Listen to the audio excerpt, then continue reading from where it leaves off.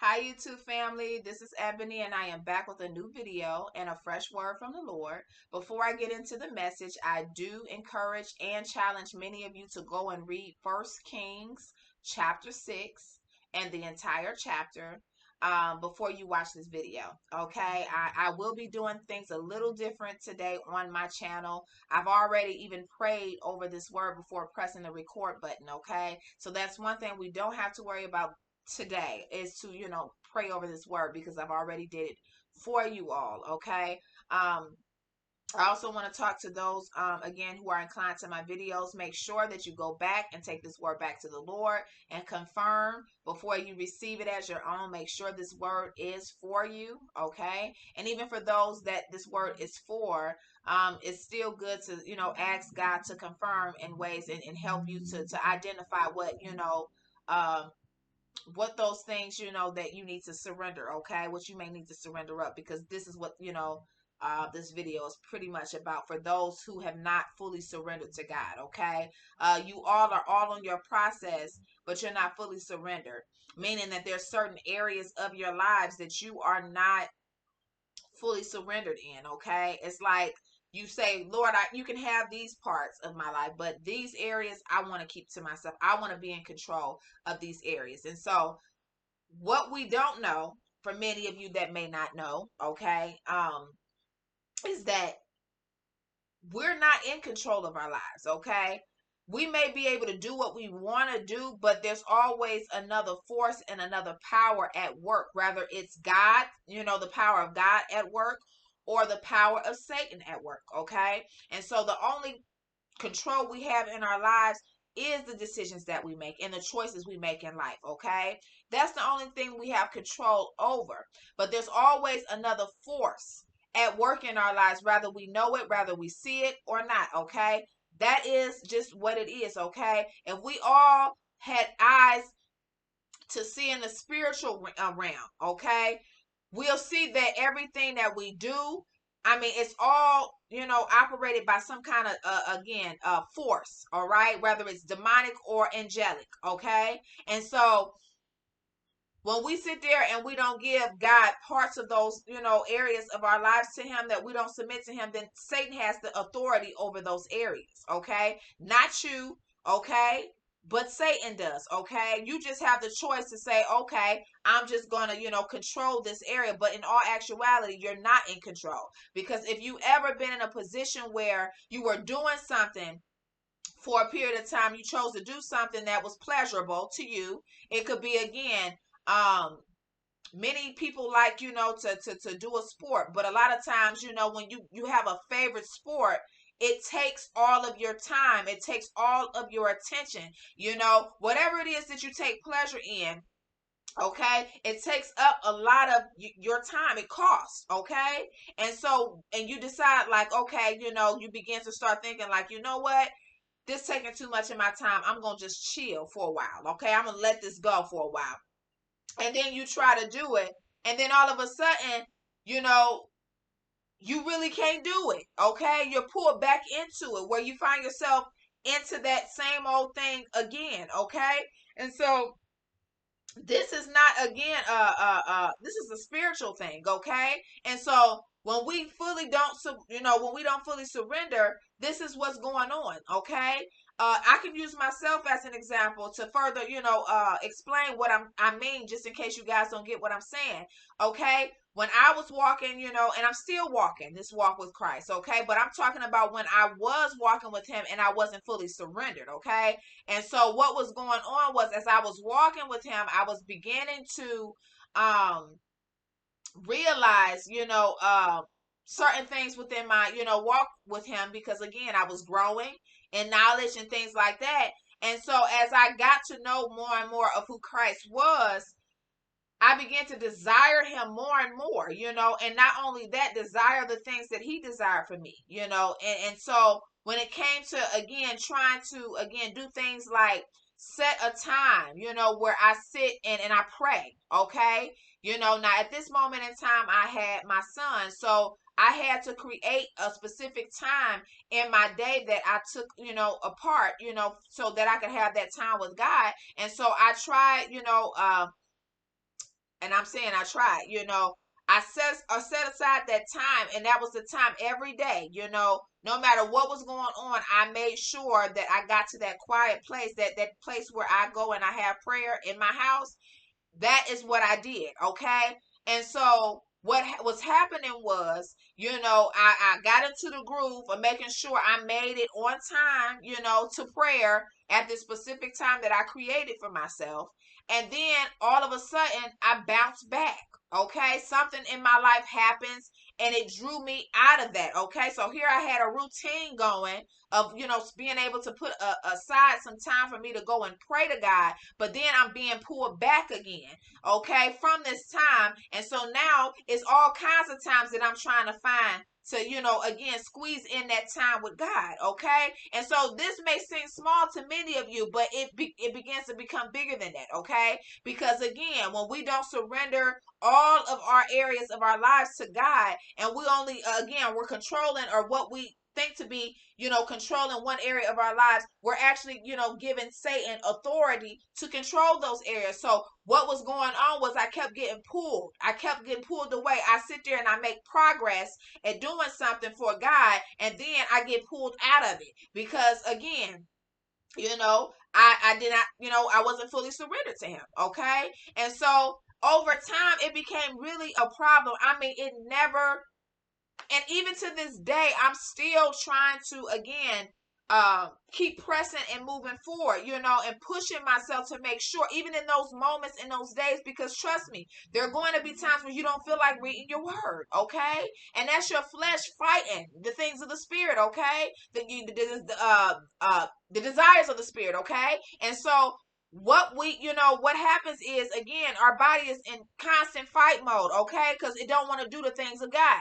All right. So there's going to be moments and times that you're not going to always want to pray. All right. But you still got to press in and pray, even in those times that you don't. And so, again, it was just a mess, you guys. It just got bigger and bigger, where it got harder for me to, do the things that I wanted to do, that I desired to do. So much so it got to me, it got the best of me, that I couldn't seem to get these routines together, to set aside time for me and him to, be able to commune and have that intimate time with one another. Yes, I'm talking about God, those intimate moments where I have my journal and I'm sitting there, Lord, what's on your heart? What's on the heart of the Father? And I'm writing. I mean, I desire to have those moments with him. And so it started frustrating me that I could not. And that's because, again, I was not fully surrendered. All right. And so, again, it becomes a big problem. And not only that, we have to keep in mind that God gives us a certain amount of grace to get things right. There comes a time when that grace runs out and you're going to have to make a sound decision,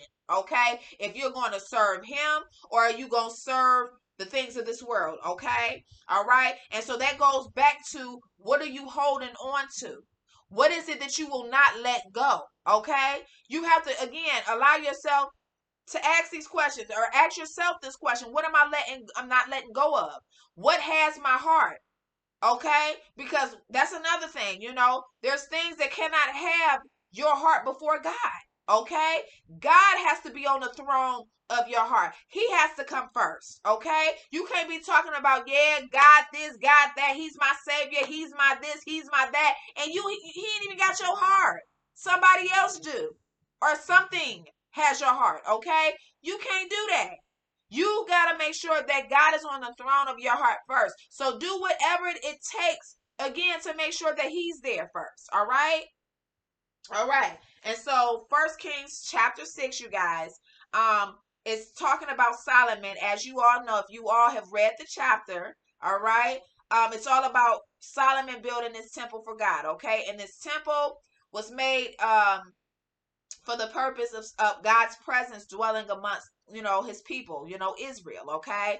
And so this is, the purpose of this temple being built, and why, Solomon was building this temple. Now, for those who don't remember who Solomon is David's and Bathsheba's second child, okay? The first child had to die because of what that child represent and how it was conceived. Okay, it was conceived through adultery. Okay, and so it had to die. And so God in his mercy, he ended up blessing Bathsheba and David with another child. Okay, and so this child, again, God had placed purpose on him in the womb. Okay, and they named him Solomon. And so in First Kings chapter 6, this is Solomon building this temple. This was what the purpose that God placed on his life to do. Okay, all right. And so um just as God worked with Adam and Eve in Eden, I'm sorry, and his glory filled the tabernacle in Moses' day, this permanent temple marked a settled presence of God with Israel. So this was a place where his presence would always be. Okay. And so many of you might have, been reading a chapter and you say, oh, he just building a church. Okay. It's not just him building a church or a temple. Okay. We can call it, the temple is, I consider, a church. Okay. And so it's not just that. It's what God wants to do within us. Okay. And so this, presence, within the temple is no different from, again, God's presence being present in churches now. Okay. And I'm not saying all churches, because not all people are preaching the true gospel of Jesus Christ. Okay. They're not, preaching sound doctrine. Okay. I'm talking about for those who are firmly rooted in the word and are, teaching the word of God, the gospel of Jesus Christ. Like my church, for instance. Okay, his presence is all throughout that church. And so this is the same thing that was going on back in their day. Okay, this was a place where God's presence would be settled, and this is where, his presence would be. Okay, because at this time, God had not yet been that, sacrifice. Okay, to pave that way for, again, man to have total and full access to him at that time. Okay, he had not been, crucified on the cross. Okay, so when that new covenant came in, this would pave the way where, again, all people was able to have access to him. Okay, and so this temple also foreshadows Christ. All right. The word became flesh and dwelt amongst us. And ultimately the believer as God's temple. All right. And so 1 Corinthians 6:19 says, do you not know that your bodies are temples of the Holy Spirit, who is in you, whom you have received from God? You are not your own. Okay. And so this is self-explanatory, you guys. Our bodies are a temple. Okay, so this temple is not just, signifying just a physical place. Okay, the temple is us. All right, we have to be um mindful and remember that we are the church. Okay, and so God, in the processes that he, wants you guys to be on, this is what he is preparing us for. Okay, and this is why it's so important to be fully submitted to him, so that he can do this, okay, within us. And this thing takes time too. Okay, we don't change or transform overnight. This is a process, you guys. And so, it's best to, get on with this process now. Okay, because when the longer we wait to surrender to him, we're only creating one setback after another. All right, and we're delaying the process. Okay, and so again, we are not our own, and many of you are living your life as if you're still, like, you're in control, like this is not your life anymore. When you gave your life to Christ, that was it. You're saying, here, God, take my life. It is yours. Okay, that is what you said to him when you gave your life to him. Okay, and so now you have to, again, throw away the formal things, the past. Everything from your past cannot go with you. None of it can. Okay, and so now you have to pick up the newness of life, and you have to keep moving forward. Okay, moving forward in the newness of life. Okay, and leave those former things behind, because it's the later days that he has for you. Okay, it's all about your obedience, you guys. Your obedience is what's going to get you what he has for you on the other end of your process. Okay, all right. He got new kingdom friendships for you. Okay, people who will serve you, people who will pray for you, people who will sharpen you. Okay, many of you, again, have friends who are not submitted to God. All right, some of you are dealing with substances right now that, again, is not going to satisfy you. Okay, you have to keep on fulfilling or doing whatever it is to get that same old high, that same old feeling, whatever it is. You know, it's not going to keep you sustained.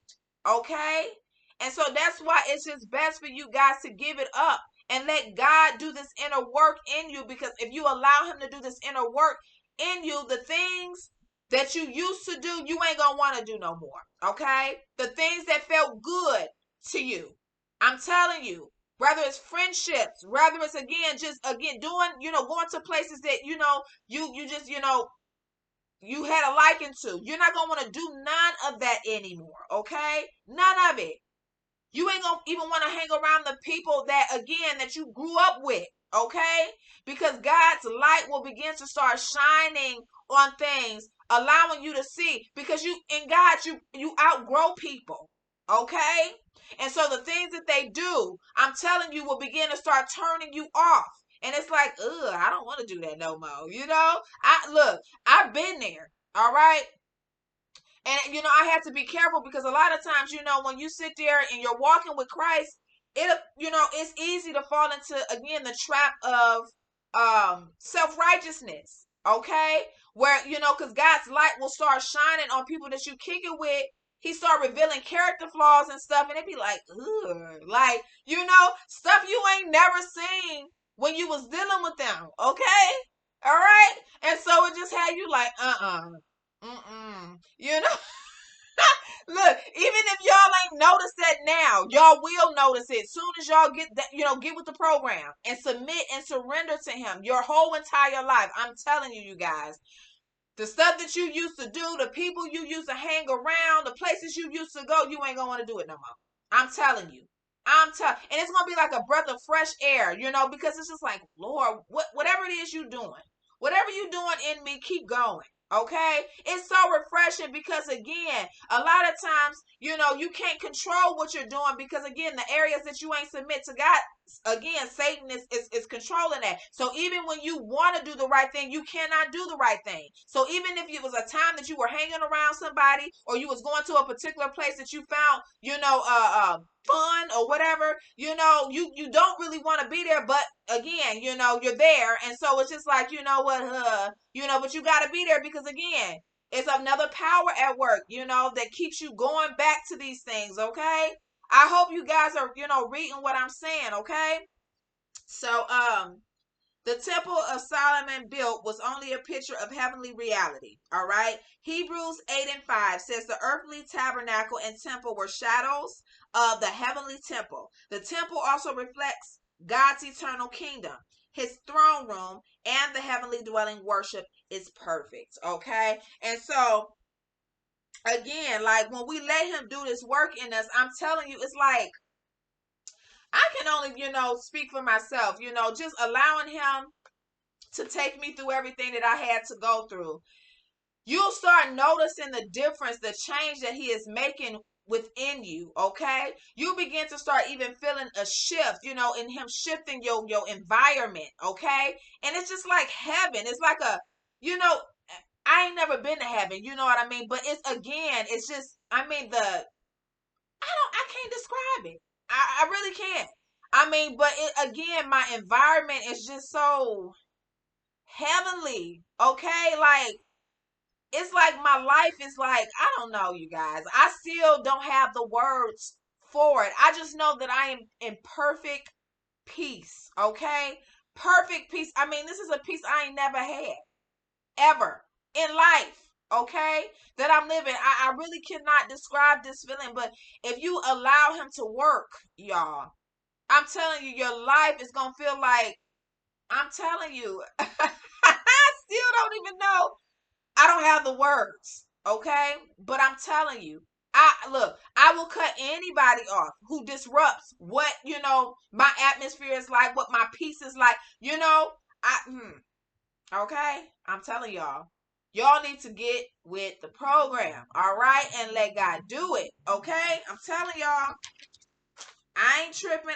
Look, I'm telling you, I just don't have the words to describe, what he has done in my life. It's not just an internal thing that he's doing, but I can tell when he's shifting, my atmosphere, where again, like, it's just positive vibes, if I can say that. Okay, that's the closest what I can say that makes it, makes sense. Okay, it's like just positive vibes, the atmosphere. Okay, and so, and then the people around y'all get affected by that, in a good way. Okay, and you see it. Okay, so, all right. Solomon building the temple was the purpose he placed on his life from the womb. This is why he is a child of promise. Solomon, whose name it means peace, built God's house, not David, because David was a man of war. All right. And so God needed Solomon, because his name means peace, okay, to build this temple. All right. Symbolically, this points to Jesus, the Prince of Peace, who builds the temple, not of stone, but of living stones, talking about us. All right, we are his living stones. Okay, you 1 Peter 2:5 says, you also, like living stones, are being built into a spiritual house to be a holy priesthood, offering spiritual sacrifices acceptable to God through Jesus Christ. All right, and so it's within this inner work that God does. Okay, the only way that I can describe this is just think about everybody when you go to church, and those people who really get crazy for God. Okay, they be praising the Lord, and thanking him, and I'm telling you, just be all in the spirit. Okay, you can know the difference between those who really have a pure worship from those who don't. Okay, we always hear people, and hear pastors preaching, how we must pay attention to the fruit of people. Okay, it's the fruit of the people that who is really for God, because you got some people who will sit there and be dancing and praising God, and their hearts are so far away from God. Here they sitting there, performing, okay, but their hearts is not right with God. All right, God knows the difference. Okay, and so when we allow God to do that inner work within us, those it comes out, okay, and it comes out acceptable. The praises that comes out of our mouths, it comes, becomes acceptable to God. Okay, all right, because it's pure and sacred worship that's again coming from God's inner work being done within us. Okay, so I hope that makes sense to y'all. Okay, and so this is why we want God to do what only he can do in us, and surrender, all right, fully to our processes, because he got processes that he wants you guys to walk through. All right, and then something else that I want to say, I'll say that in the next thing that I'm about to say. I'm going to speak about the materials first, because it's within this section I want to speak something. Okay, so the materials that was made, you guys, in this temple, the temple was made with costly stones, gold, cedar, and olive wood. Materials refined and shaped in silence. Okay, verse 7, it said no hammer, or axe or any tool of iron was heard. Okay, so let me say that again, because I kept stumbling. Verse 7 said no hammer or axe or any tool of iron was heard. All right, and so this is for many of you, again, who are on your processes, and many of you may be already surrendered to him. So I'm not just talking about, so let me rephrase what I said in the beginning. This is not just, again, for people who are not fully surrendered to God. You may be watching this video and you are fully surrendered to God, okay? And so you may be in a position where you're wondering, if God is moving, because you don't hear, you don't feel anything. Okay, you don't, he's not speaking much. Okay, in this season, whatever it is. Okay, we must change the way that we see that. Okay, because part of this process that we are on and that God has to take us through, it's all about us being trained and refined and shaped into the people that he's calling us to be. So a lot of times there are going to be seasons that you do not hear from him. Okay, as much. It still don't mean that he won't be talking through his word, though. Okay, The word of God. He will always be speaking to us. But again, the revelation, that may slow down a little bit. As far as the visions, the dreams, that may slow down a little bit because you're not hearing too much of that anymore. It still doesn't mean that he's not working. Okay, he is always working. He just moves in silence, you guys, and this is what that represents. Okay, that no hammer or iron or axe was even heard while they were building this temple. Just imagine going to a construction site when you're driving. I know how I drove past a couple of them, within my city. Okay, and you hear nothing but drills and hammers and all kinds of noises. So just imagine this temple being built with no hammers, no drills, no nothing. I mean, just pure quietness. Okay, this is what this is representing, that God moves in a quiet way. He moves in silence. Okay, and so many people expect God to show up in their lives in such a dramatic way, but that's not how he shows up. He shows up in just very quiet ways, and sometimes, a lot of times, it could be just a small whisper. Okay, he'll come to you in a small whisper. He has done that with me, many a times, and suddenly too. I could be around here, in my house, doing different tasks around the house, whether it's doing dishes. I mean, it's when I'm busy when God will sit there and drop something on me. Okay, whether it's him, that still small voice, or just dropping something in my heart for me to sit there and just reflect and think about. Okay, but he moves and he works in silence, you guys. It does not mean that he's not working. He is always working. In fact, he never sleeps, you guys. So just, keep that in mind, and always lean into and start trusting him more. Okay, because that may be what he's trying to do. For many of you, is learning how to trust him even when you don't see or hear or even know what's going on. Just trust him in the unknown. Trust him when you don't see anything going on. All right, trust him in those things. All right. This also symbolizes God's quiet inner work in us. Okay, and that's another thing. He's every day he's working in all of us. Okay, we may not feel it, but he is, and it doesn't take much. Again, God, he does what he does, and we can never really describe what he does, but he knows what he's doing with us.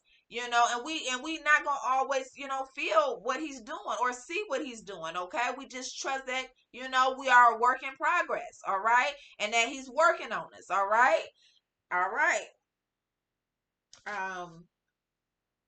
The temple's perfection and order symbolizes God's perfect design. All right. And so many of you, again, there's only one of you. All right. There's nobody else like you. And so all of you have gifts. Many of you may be aware, many of you may not be. Okay. And so this is part of why we have to, again, submit to our processes that we have to go through. Okay. Because you all have gifts that people need. All right. And so God has to get you ready. He has to equip, he has to prepare you. He has to, again, draw these gifts out of you. All right. So that you can begin to start maturing them. All right. So that, whenever your season is where he wants to use you, you can use what he has placed on the inside of you. Okay. And so for myself, when I was going through my process, and I'm still going through my process. Okay. But this is, when I wasn't fully surrendered to him. Okay. That I had to go, I was going through certain things. All right. When God was trying to, highlight to me that I had the gift of discernment. All right.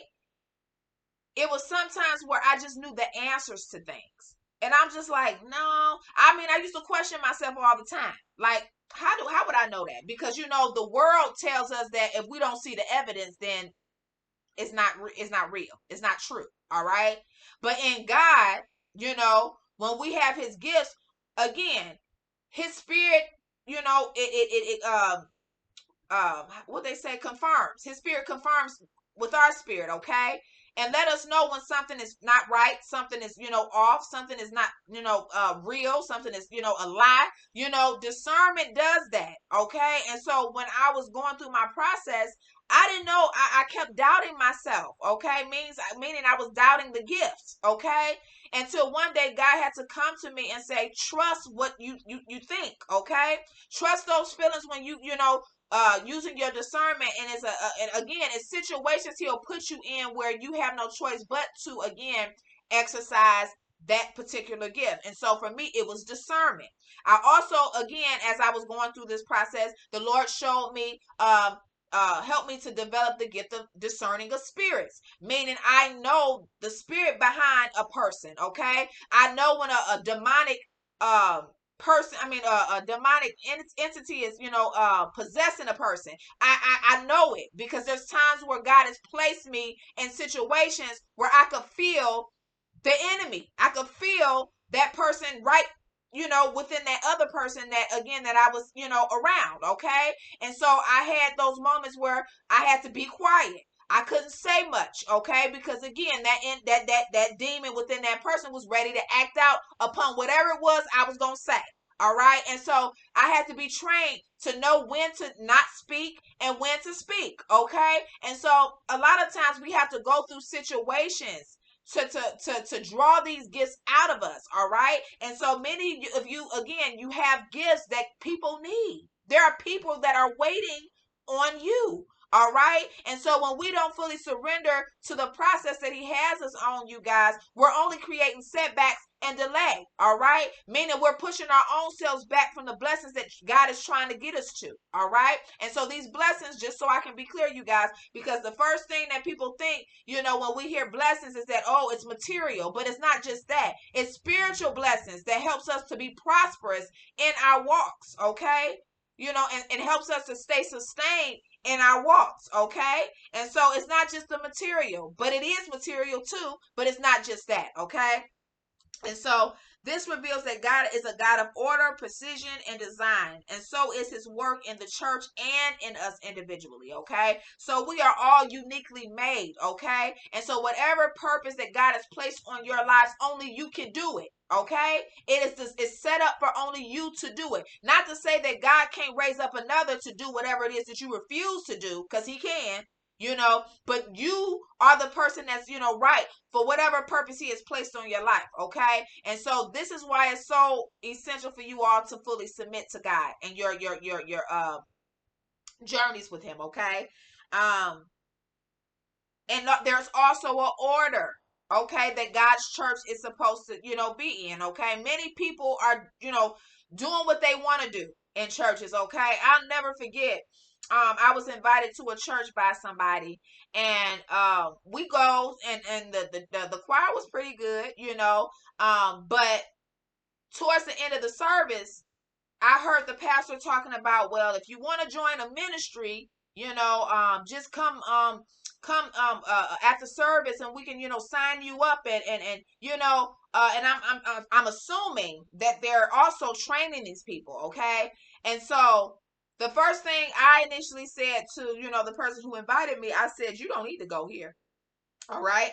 And the reason why I said that, because they're teaching people how to be self-righteous. Okay. They're not coming out and just directly saying, come on, let's be some self-righteous people, and we sign up and create our own ministries. Okay. Here in this church. It wasn't like that. It was very innocent. Okay.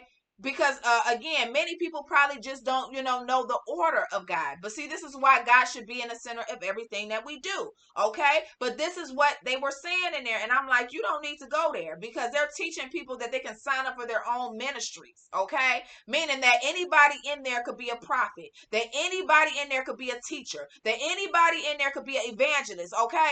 That is not how God, that is not his order, you guys. Okay. That is not his order.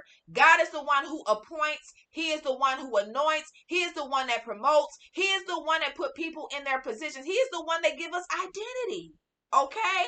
So anybody who is sitting there trying to create positions for themselves that God has not called them into, that is out of order. It's not God's way. It's not God's will. All right? And so that's just an example, all right, of again, what I experienced when I went there. And so I just, told them off the back, I wouldn't go there. Okay.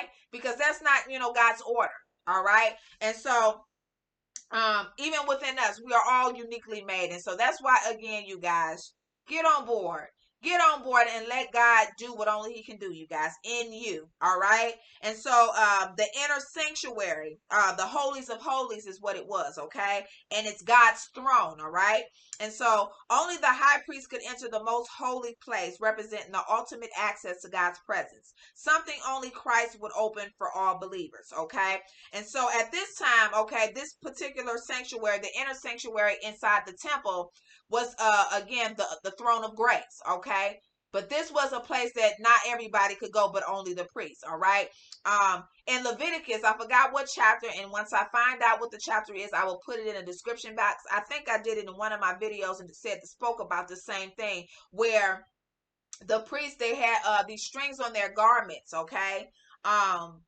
Attached to their garments, because they were the only ones, again, that had full access to God's presence, but only once a year. Okay. And so if they didn't approach God's throne the proper way, there was a possibility that they could be, again, um strike down right where they were, and and died right there, if they didn't, approach the throne of grace in a proper way. Okay. So they had these strings attached to their garments. Okay. Just in case somebody got striked out and they died right there, that somebody could pull them out of, the sanctuary. Okay. And so this is what that place represented. Okay. Now today we hear that we can approach the throne of grace. All right. In faith. All right. And so what this is, again, is uh back in this time, but before I go into that, back in this time, God had not been, he didn't, die on the cross at that time. Okay. He wasn't crucified yet. So when God was crucified, it paved the way for all people to have access to him. So this is why this, again, the whole purpose of why this temple had to be built. The people needed, God's presence, to be around. Okay. To be there. All right. And so this was the whole purpose of it. But again, the presence dwelt within the temple, but again, they could not go to the place where it was actually full access. Okay. And that's because at that time, God had not paved the way yet. He had not made the way for people to be able to do that. So it was still like a separation between the people and God. Okay. When it came to that, they didn't have total access to him. All right. I hope I made sense. Okay. And I hope you guys understood what I meant. Okay. All right. And so Hebrews 10:19-20 says, therefore, brothers and sisters, since we have confidence to enter the most holy place by the blood of Jesus, by a new and living way, open for us through open for us through the curtain that is his body. This is a call to persevere in faith. All right. And so this is, again, just speaking of how we should, again, persevere in faith. Okay. In our journeys. Okay.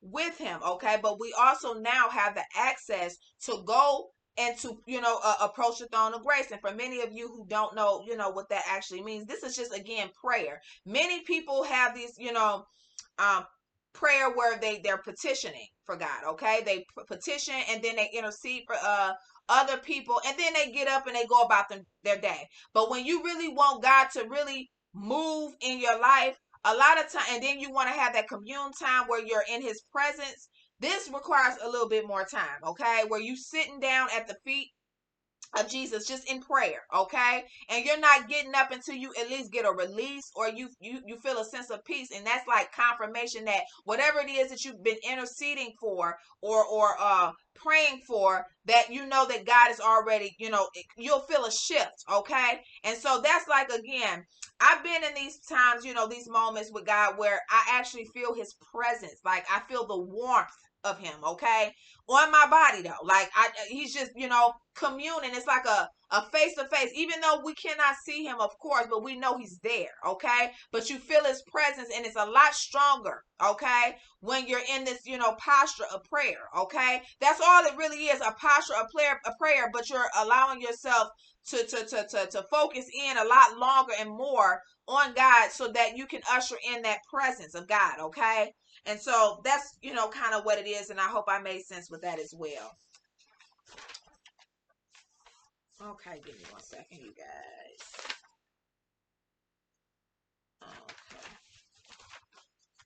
Okay. The promise given during construction. So this was verses 11-13. All right. Where it said, God reminds Solomon that the temple alone isn't enough. All right. His presence will remain only if his people obey him. All right. Symbolically, God desires obedience, you guys, not just our worship. So it's a lot of you playing church. All right. Many of you are playing church because your hearts is not solely correct, with him. All right. Meaning your hearts are far away from him. All right. And so your hearts are not fully aligned. Okay. And so,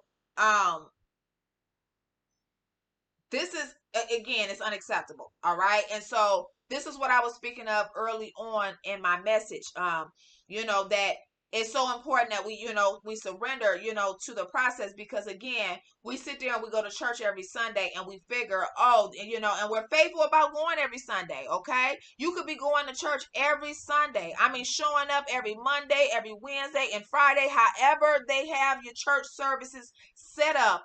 You're going there and you're there, but it is a such thing as going to church, but you're not really, you don't know God. You don't know him. You know of him, you know his name, but you don't know him personally. You don't know him through relationship, okay? Many people say, oh, I'm in relationship with him because I go to church and I read my Bible, but that's not it. It's a heart thing, you guys, a heart thing. If you have not given, if there's areas in your life that you have not given up to him, your heart is not really with him. Okay. Your heart is far away from him. Okay. Because he wants all of you. All right. And so he's not okay with just having half of you. All right. He wants it all. All right. And so we got to stop playing church and get real. Okay. I know people probably be, I probably get on people's nerves sometimes because I'm telling you guys, in church, I'm talking about in church. All right. Like, look, I don't care. You got to get to a place in your walk with him that you don't care who watching you. You don't care, again, what people think. All right. However, God moves through you in that moment, when you're giving him glory and you giving him praise and things like that. I mean, I be snot nose, probably spit flying everywhere. I don't even care, you guys, because I care about, again, I care about how God sees me. I care about my walk. Now, there was a point in time I was so rebellious and so you couldn't tell me nothing. Okay. Not even God. All right. And so now that God has, pruned me and taken away so many things that, again, that did not serve me, that kind of, again, it put barriers between me and God. He took all of that away from me. Okay. And now I give him the best of who I am now. Okay. And that's what many of you have to get to. Okay. The half-heartedness, he is not with that, you guys. That is not acceptable for him. That's not an acceptable sacrifice to him. Okay. He still loves us all and always will. His love will always be with us, and he'll always have mercy. He's long suffering. He's kind. He's patient. But there will come a time where our patience will run out. I mean, our grace, I'm sorry. Our grace will run out. And so we got to make a distinction of who we're going to serve and let it be that.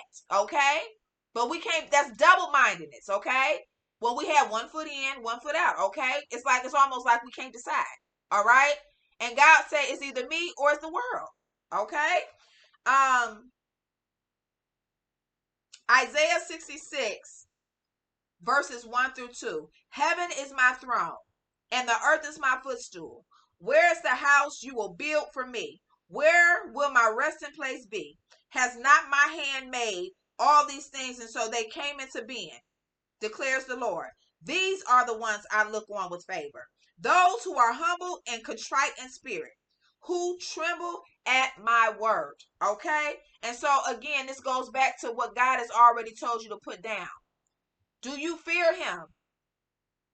Because if you still hold on to these things, that's not, reverencing him. Okay? That's not reverencing him. That's saying, you know what, I'm going to do what I want to do. All right? And we have to keep in mind that the wages of sin is death. Okay?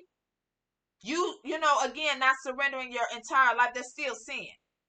You're still in disobedience. Okay? Because walking with God requires total surrender. Okay? And so, again, you guys, get it together. Okay? Let God have your entire life. It is worth it. Okay? It is worth it. Okay? And he has so much more for you all. Okay? If only you trust him to let it go, whatever it is. Just let it go. And ask him for the grace to help you. Okay? Because his grace is there. His grace is sufficient in our weaknesses. Okay? All right? His grace will carry us through. I can testify to that. Okay? And then another thing, when God says, where's the house that you will build for me? That he wants to build his home in us. Okay? You hear people say that you want people to look at you and see God. This is how it happens through the process that we are on. He cleaning us up and again making room for himself to live, to be housed in our hearts. Okay? This is what it's all about. Okay? We want to look more and more and more like him. Okay? And this is a gradual thing. It don't all happen at once, but more and more we want to look like Christ. You want people to sit there and say, okay, I see God is really working in her or working in him. Okay? Because, those who really walk with Christ, we see the fruit. We know it. We know when somebody being, fake. We know it. Even when they try hard not to be fake. Okay? God is trying to get us to a place where we are clear and sober minded, so much so that we can see the fakery. All right? And that nobody can get nothing over us. All right? We also got to know the tactics of the enemy, okay? The devices of the enemy, all right, you guys? All of this is, in this process that you have to go on. You got to grow. You got to evolve. You can't stay stuck. All right? Think about everything that God is. Now, we'll never amount to be that until, again, we die off the face of the earth and go home to be with him. All right. We'll never be evolved. I don't, think to that degree. All right. But God is bringing us to, again, higher and higher and higher part of ourselves. Okay. He's creating us to be like him. Okay. But we'll never be fully perfected until, again, we are up there with him one day. Okay. And so again, all of this is rooted in that, you guys, getting just closer and closer, to being who God has called us to be and being like him. Okay. Looking like him, doing the things that he did. Okay. In his ministry. All right.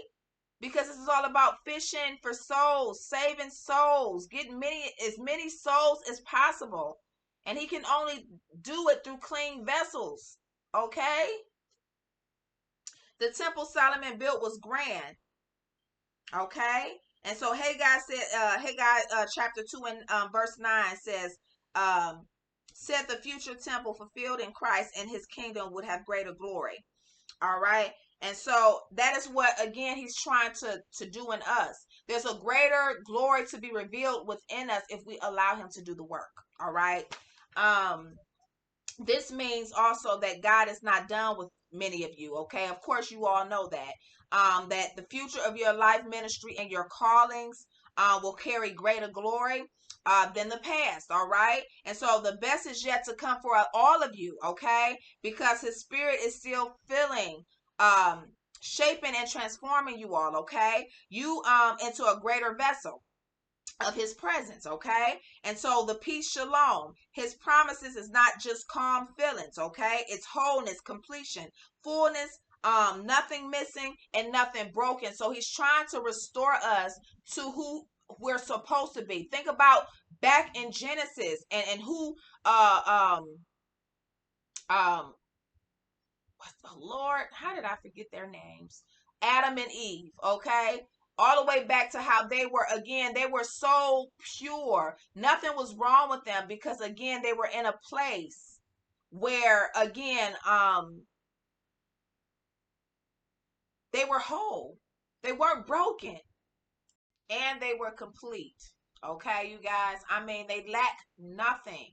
They weren't broken. Okay? What corrupted them was when Eve ended up eating that fruit from the tree, okay, being deceived by the enemy, okay. But they were in a place, you guys, where they could walk in the Garden of Eden naked. They didn't even know that they were naked until they ate of the fruit of the knowledge of good and evil. Okay, that tree. All right. And so this is where God is trying to restore us back to. That is true freedom, you guys. Okay, true freedom. I'm telling you, you guys, he's trying to again restore people back to that time. Okay, this is the way that God has, paid for us. Okay, we have a chance to again get it right, get right with God. Okay, and so don't despise small beginnings, you guys. Okay, so many of you again may be in this journey where you're walking with him, and you don't, it doesn't seem as if it doesn't seem like he's doing enough, or okay, or it seems like he's really slow about doing things. This is just what you want him to do. You don't want to rush into anything. Great things take time. Okay, and so again, allow yourself to be a work in progress. Okay, allow yourself to again just grow slowly. Let him take his time with you. Okay, because that's what I did. Because again, you want to grasp and seize every moment and learn from every experience, every moment that again God walks you through during your journeys with him. Okay, and so again, don't despise the small beginnings. Okay, don't despise. Okay, because many sit there, and I used to do this too, like, oh, I wish I was in that place that they were in. But you see people who are on a higher level maybe than and you sit there and you decide like, oh, I want to be where she at, or I want to be where he at. No, you don't. Just wait, and you will. Okay, you want to be where you are, and allow God to work with you from that level. Okay, because again, God wants to make sure that all of this, uh, going through the journey with God is all about again trying to. It's not even just about making us uh who we are supposed to be, but it's also again equipping us and making us ready for the things that he's going to bestow upon our lives. Okay, and so all of that is all connected. Okay, and so that's why you want God to just take his time with you guys. Okay, and so don't rush the process. All right, that's for somebody. All right, I hope you guys got as much as you could have out of this message. Um, Again, I did do things a little bit different this time. And again, it all depends on what message that God gives me, that I kind of, switch it up and make it different. This particular chapter, you guys didn't need me to read it, okay? It was just really, again, something that you all could go and read and figure, not figure it out, because again, you need God in your study, okay? I always advise people to, invite him into your studies and just be like, Lord, okay, show me what you mean with this, okay? And just let him, show you, as well, okay? I'm not the only person that hears from him, okay? And so if I can hear from him, so can you, okay? And so again, I want to challenge you all to make sure that y'all all are, stand rooted in his word, okay? And so this was just something a little different I was trying to try. Okay. And so again, you guys, I hope you did get what you needed from this scripture. I do. I hope that you guys got something. And I will see you guys on the next video. You guys be blessed. Love you all.